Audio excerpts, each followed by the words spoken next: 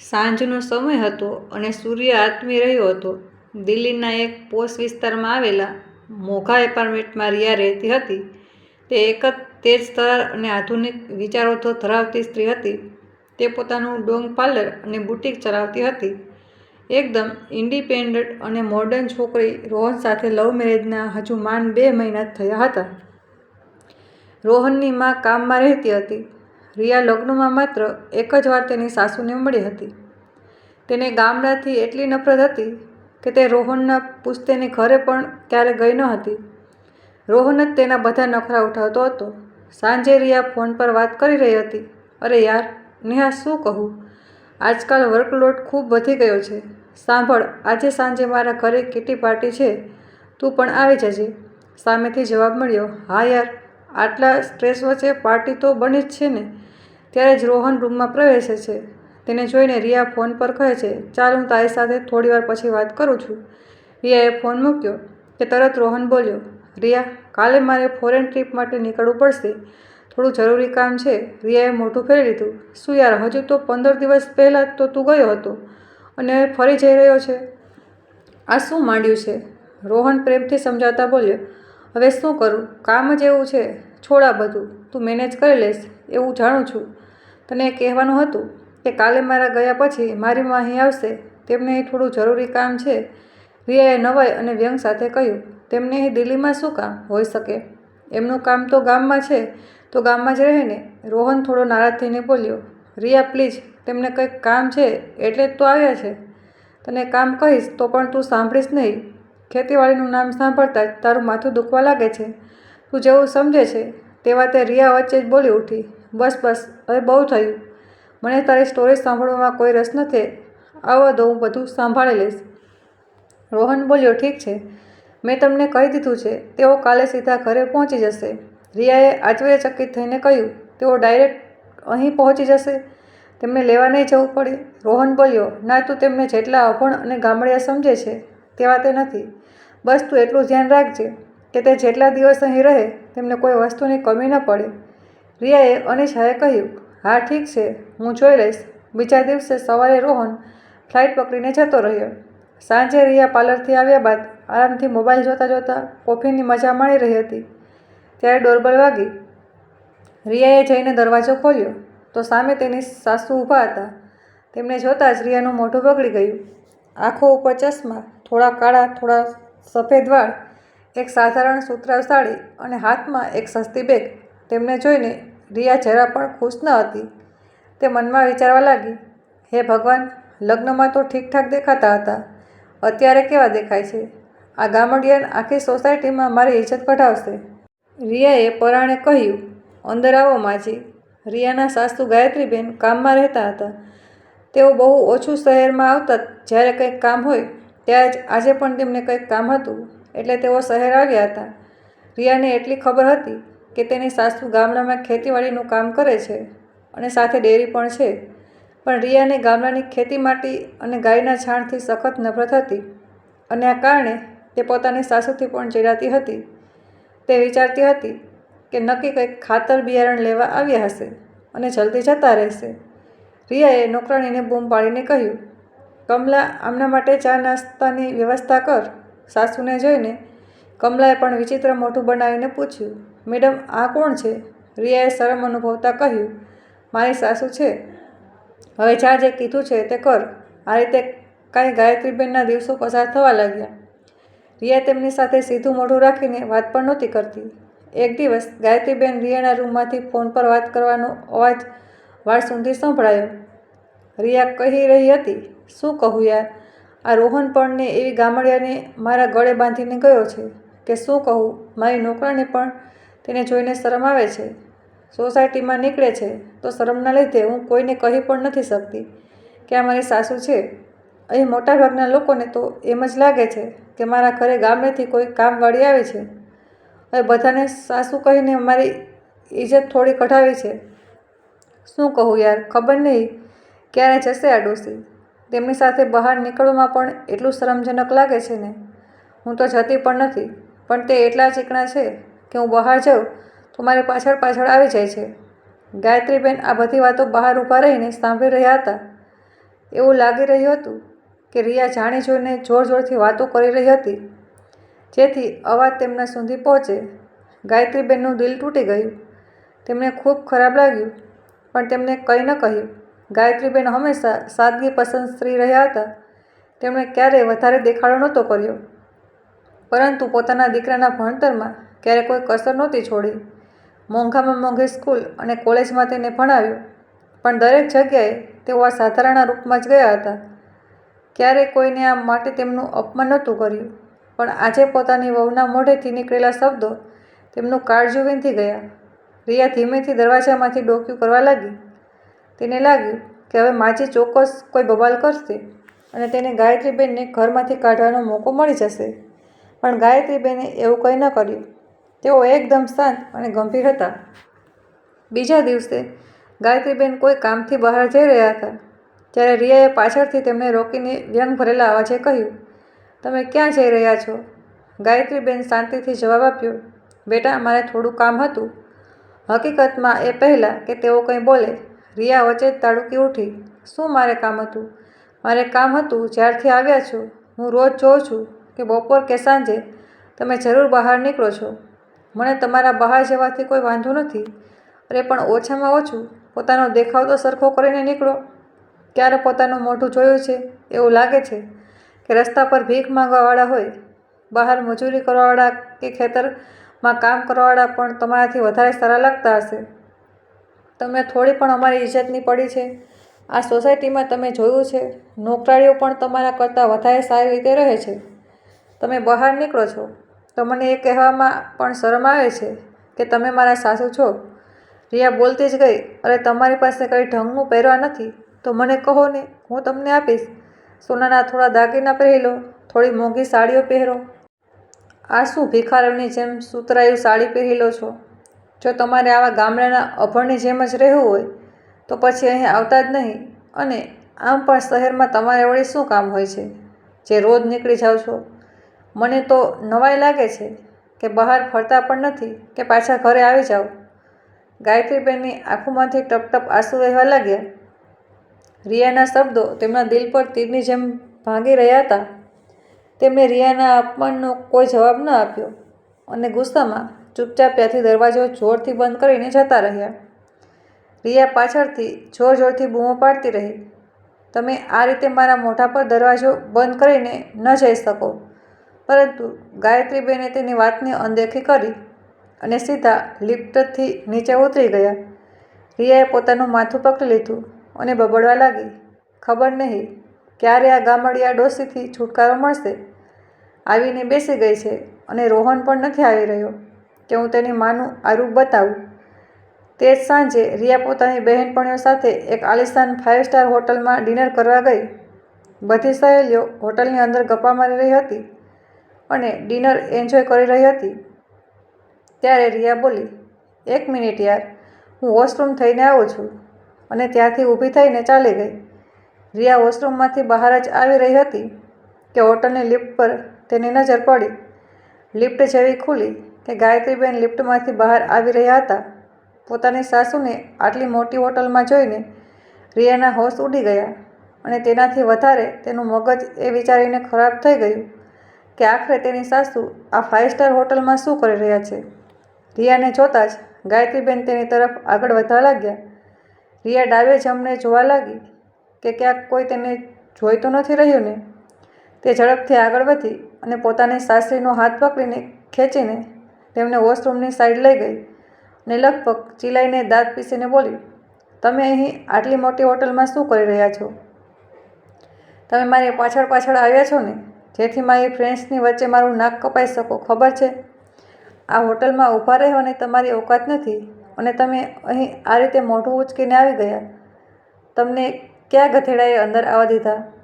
આ પહેલાં કે કોઈ તમને મારી સાથે જોઈ લે, નીકળી જાઓ અહીંથી અને બહાર નીકળતી વખતે મારી સામે જોતા પણ નહીં. હું નથી ઈચ્છતી કે ભૂલથી પણ કોઈને ખબર પડે કે તમે મને ઓળખો છો." હવે ગાયત્રીબેનની સહનશક્તિને હદ આવી ગઈ હતી. આટલા દિવસથી તે ચૂપચાપ પોતાની વહુની બકવાસ સાંભળી રહ્યા હતા. આજે તેમનો ગુસ્સો ફાટી નીકળ્યો. તેમણે પોતાની વહુનો હાથ પકડ્યો અને બોલ્યા, તને મારી હેસિયત જાણવી છે ને? ચાલ. ગાયત્રીબેન રિયાનો હાથ પકડીને મેઇન હોલમાં લઈ આવ્યા, જ્યાં બધા જમી રહ્યા હતા. રિયા હાથ છોડાવવાની કોશિશ કરતી હતી, પણ છોડાવી શકી નહીં. આખરે એક ખેડૂતનો હાથ હતો. રિયાને એ વાતની ચિંતા હતી કે કોઈ તેમને જોઈ ના લે, પણ હવે તો બધાએ જોઈ જ લીધું હતું. તેની આંખો ગુસ્સાથી લાલ હતી. ગાયત્રીબેન મોટેથી બોલતા કહ્યું, તું કોની હેસિયતની વાત કરી રહી છે? તારી હેસિયત છે આ હોટલમાં ઊભા રહેવાની, જે તું મને કહી રહી છે? રિયા પોતાની સાસુનું આ રૂપ જોઈને એકદમ સબ થઈ ગઈ. તે ધીમેથી બોલી, તમારી બકવાસ બંધ કરો અને ઘરે ચાલો, ત્યાં જઈને વાત કરીએ. પણ ગાયત્રીબેન રોકાયા નહીં. તેમણે આગળ કહ્યું, હેસિયતની વાત તું કરે છે ને? આજે હું તને બતાવું છું કે મારી હેસિયત શું છે અને તારી હેસિયત શું છે. ત્યારે તેમણે જોરથી બૂમ પાડી, મેનેજર, મેનેજર! ગાયત્રીબેનના ગુસ્સામાં જોઈને મેનેજર ગભરાઈ ગયો. તેના પરસેવા છૂટી ગયા. તે દોડતો આવ્યો અને બોલ્યો, શું થયું મેડમ? શું કોઈ તકલીફ છે? ગાયત્રીબેન ગુસ્સામાં કહ્યું, શું તમારી હોટલમાં તમારા ઇન્વેસ્ટર અને પાર્ટનર્સનું અપમાન કરવાની પરવાનગી છે? મેનેજર ગભરાયેલા અવાજે બોલ્યા, જી ના, એવું તો બિલકુલ નથી. આપના લીધે તો અમારી હોટલ ચાલે છે. કોણે તમારું અપમાન કર્યું? ગાયત્રીબેન કઠોર અવાજે કહ્યું, આ મારી સામે જે છોકરી ઊભી છે, શું તું તેને ઓળખે છે? મેનેજર કહે છે, જી ના, કોઈ કસ્ટમર હશે. કેટલાય આવતા રહે છે. કેમ આ છોકરીએ મારો દેખાવ જોઈને મને કહ્યું કે મારી હેસિયત નથી આ હોટલમાં ઊભા રહેવાની? શું સાચે એવું જ છે?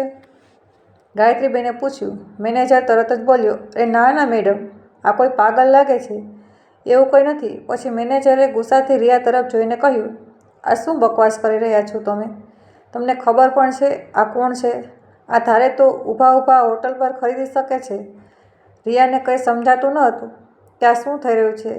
તે આશ્ચર્ય ભરેલી નજરે ક્યારેક પોતાની સાસુને તો ક્યારેક મેનેજરને જોઈ રહી હતી. ત્યારે તેને નોટિસ કર્યું કે ત્યાં બેઠેલા બધા લોકો રિયાને જોઈ રહ્યા હતા. એમાં તેની બહેનપણીઓ પણ સામેલ હતી. આ પહેલાં કે તે કંઈ બીજું બોલે, તે લેડી બાઉન્સર ત્યાં આવી ગઈ. મેનેજરે કહ્યું, આમને બહાર કાઢો. લેડી બાઉન્સરે રિયાના બંને હાથ પકડીને જબરદસ્તી તેને હોટલની બહાર કાઢી મૂકી. રિયા બૂમો પાડતી રહી, પણ કોઈ ફાયદો ન થયો. થોડીવાર પછી તેની સહેલીઓ પણ ભાગતી બહાર આવી. સહેલીઓ રિયાની હાલત જોઈને હસવા લાગી અને કહેવા લાગી, આ પોતાની સાસુની હેસિયત બતાવવા ગઈ હતી અને આને એની પોતાની હેસિયત ખબર પડી ગઈ. સહેલીઓનું તો હાસ્ય રિયાના દિલમાં તીરની જેમ વાગી રહ્યું હતું. તે ગુસ્સામાં ગાડી ચાલુ કરે છે અને સીધી ઘરે આવી જાય છે. આખા રસ્તે તેના મગજમાં એ જ વાત ચાલી રહી હતી કે આખરે મેનેજરે પેલી ડોસીમાને તેને કેમ બહાર કાઢી? એવી કઈ વાત છે જે તેને નથી ખબર? આખા રસ્તે તેના મગજમાં આવા જ સવાલ જવાલ ઘૂમતા રહ્યા.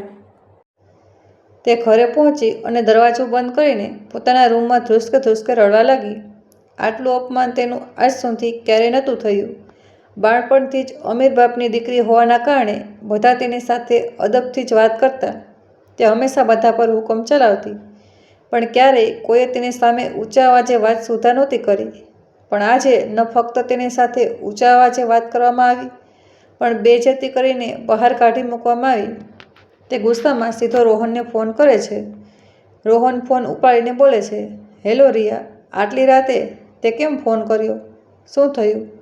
કોઈ મુશ્કેલી તો નથી ને? રિયા ફોન પર રડવા લાગી અને આજે હોટલમાં બનેલી આખી ઘટના વિશે કહેવા લાગી. રોહન થોડીવાર ચૂપ રહ્યો, પછી બોલ્યો, રિયા, ભૂલ તો તારી જ હતી. રિયા ચીડાઈને બોલી, હવે તને પણ મારી જ ભૂલ દેખાય છે? રોહન બોલ્યો, જે મહિનાથી વધુ થઈ ગયા આપણા લગ્નને, તે ક્યારેય મારા મમ્મી વિશે જાણવા નહોતું માગ્યું. હું તને જો કંઈ કહેતો પણ તો ખરો, તું તો મને ચૂપ કરાવી દેતી હતી. તું બસ એ જ વાતથી ચીડાઈ રહી હતી કે મા ગામમાં રહે છે, પણ આજે હું તેને સચ્ચાઈ જણાવું છું. કદાચ આજે તું મારી વાત વિશે સાંભળવા માટે ફ્રી હોઈશ. એ માય રાઈટ. રિયા પોતાના આંસુ લૂછીને ચૂપચાપ ઓશીકું પકડીને બેસી ગઈ અને બોલી, બોલ, મને સમજાતું નથી કે આજે મારી સાથે શું અને કેમ થયું. પહેલાં મેનેજરે મમ્મીજીની સામે મને કેમ અપમાનિત કરીને કાઢી અને મમ્મીજીને કંઈ કહ્યું પણ નહીં, અને તે મમ્મીજીને ઇન્વેસ્ટર કહી રહ્યો હતો. આ બધું શું છે? રોહન તેને જણાવવા લાગ્યો, જો આપણી પાસે ગામમાં લગભગ 500 એકર પુશ્તની જમીન છે, પહેલાં પપ્પા તેમાં ખેતી કરાવતા હતા, પણ જૂની પદ્ધતિથી જેનાથી ઠીક કમાણી થઈ જતી હતી. પણ પપ્પા જલ્દી ગુજરી ગયા ત્યારે હું કદાચ 10-12 વર્ષનો હતો. ત્યારબાદ બધી જ જવાબદારીઓ માએ ઉપાડી લીધી. મારી માએ એગ્રીકલ્ચરમાં MSc કરેલું છે અને ઓર્ગોનિક ફાર્મિંગમાં સ્પેશિયલાઇઝેશન પણ. આ સાંભળતા જ રિયાની આંખો પહોળી થઈ ગઈ. તેને વિશ્વાસ નહોતો થઈ રહ્યો કે જે મહિલા દેખાવમાં આટલી સાધારણ છે તેને પોસ્ટ ગ્રેજ્યુએશન સુધીનો અભ્યાસ કર્યો છે.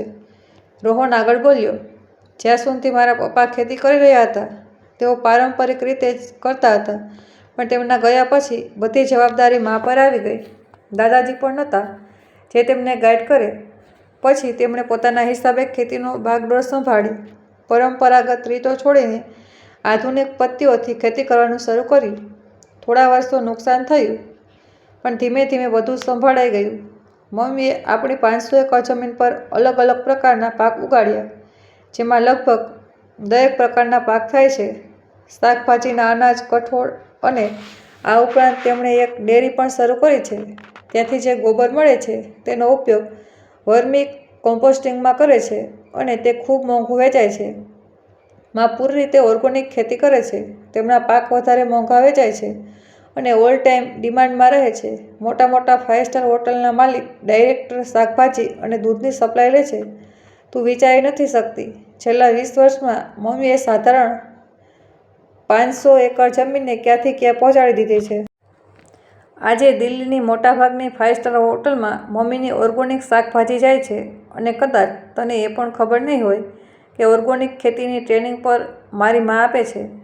જગ્યા જગ્યાએ તેમના સેમિનાર લાગે છે અને ગામમાં લગભગ બધા લોકોને રોજગાર આપવાનું માધ્યમ છે. મારી મા બધી વાતો સાંભળીને રિયાની આંખોમાં આંસુ આવી ગયા.